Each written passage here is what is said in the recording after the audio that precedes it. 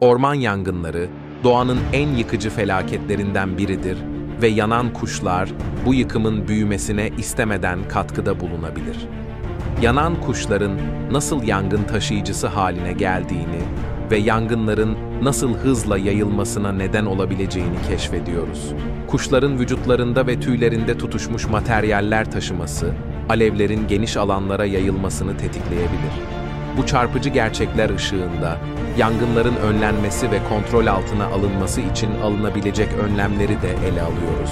Ormanlarımızı korumanın ve bu felaketlerle başa çıkmanın yollarını birlikte keşfetmeliyiz. Doğa ve çevreyi takip etmeyi unutmayalım.